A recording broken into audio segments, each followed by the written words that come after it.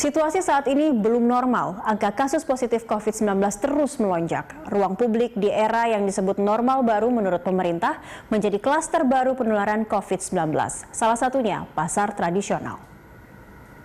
Pasar Kebayoran Lama Jakarta Selatan ditutup mulai 18 Juni sampai 20 Juni lalu. Penutupan pasar selama 3 hari ini lantaran 14 pedagang diketahui positif COVID-19 usai uji swab. Dari 59 pedagang pasar Kebayoran Lama yang mengikuti uji swab COVID-19 ditemukan kasus positif sebanyak 14 orang dan negatif sebanyak 45 orang. Saat pasar Kebayoran Lama ditutup, pasar Gondang Dia, Kecamatan Menteng, Jakarta Pusat baru kembali dibuka. Penutupan pasar persisnya setelah seorang pedagang pasar Gondang Dia diketahui positif COVID-19 setelah hasil uji swab keluar 15 Juni lalu. Pasar ditutup dan kembali dibuka pada 18 Juni. Kasus pedagang positif COVID-19 di pasar Gondang Dia menjadi bagian dari 137 orang pedagang pasar tradisional di Jakarta yang positif COVID-19. Ini temuan Dinas Kesehatan DKI Jakarta yang melakukan pengujian COVID-19 dengan metode PCR, Polymerase Chain Reaction, terhadap 1.198 pedagang pasar tradisional di ibu kota. Kepala Dinas Kesehatan DKI Jakarta Widya Stuti saat rapat dengan Komisi E DPRD DKI 18 Juni lalu menyatakan 137 pedagang yang positif COVID-19 tersebar di 18 pasar tradisional. Pemerintah DKI memang menggelar tes PCR di 18 pasar, namun tidak diketahui kapan periode pemeriksaan berlangsung. Temuan kasus COVID-19 di pasar tradisional Jakarta terbanyak ditemukan di Pasar Induk Kramat Jati. Dan berikut rincian daftar pasar serta pedagang yang tertular COVID-19. Ini di luar dari 14 kasus baru di klaster Pasar Kebayoran Lama.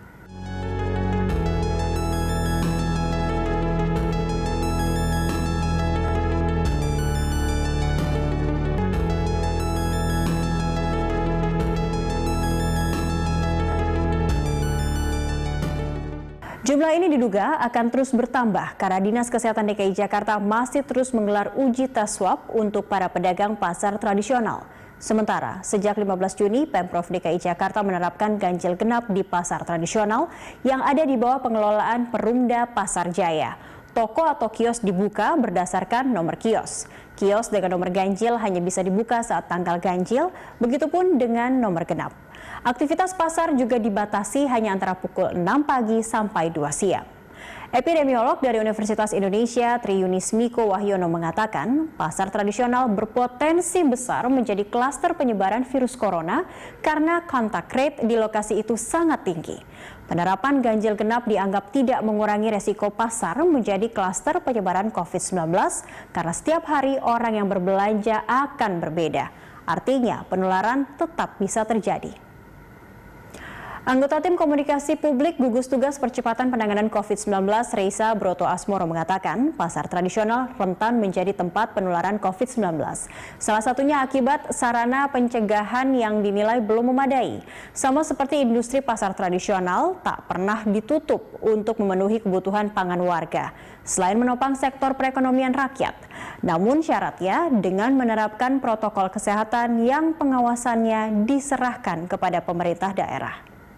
Di Indonesia secara keseluruhan terdapat sekitar 14.000 pasar tradisional dengan sekitar 12,5 juta pedagang. Ikatan Pedagang Pasar Tradisional Indonesia IKAPI mencatat sebanyak 573 pedagang terinfeksi COVID-19 hingga 16 Juni lalu. 32 diantaranya meninggal dunia. Para pedagang yang terinfeksi tersebar di 110 pasar tradisional dari 22 provinsi di Indonesia. Pada 20 Juni, jumlahnya bertambah 128 kasus. Artinya kasus positif COVID-19 di pasar tradisional menjadi 701 orang, tersebar di 129 pasar seluruh Indonesia. Salah satu pasar yang menjadi klaster penyebaran COVID-19 adalah Pasar Raya Padang di Sumatera Barat. Hingga 16 Juni lalu, sebanyak 246 kasus terkonfirmasi COVID-19 dari 2.628 yang menjalani uji swab di Pasar Raya Padang. Sumatera Barat merupakan wilayah dengan jumlah kasus positif COVID-19 terbanyak dari klaster pasar tradisional. Di Padang saja ada 12 klaster lokal penularan COVID-19.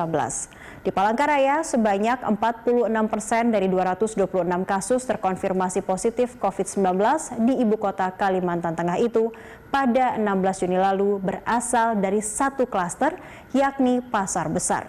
Pasar Besar Palangkaraya menyumbang 102 kasus positif. Tambahan kasus di Pasar Raya Padang dan Pasar Besar Palangkaraya ini menambah panjang daftar pedagang dan pasar yang terinfeksi COVID-19.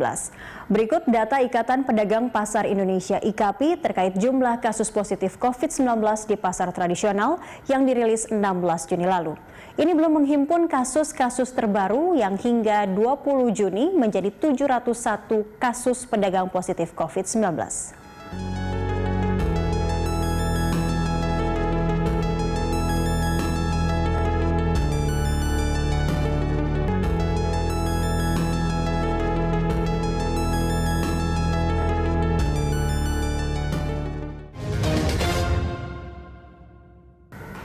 Pemirsa, demikian fakta data. Saya Cakri Milar pamit. Sampai jumpa, tetap sehat.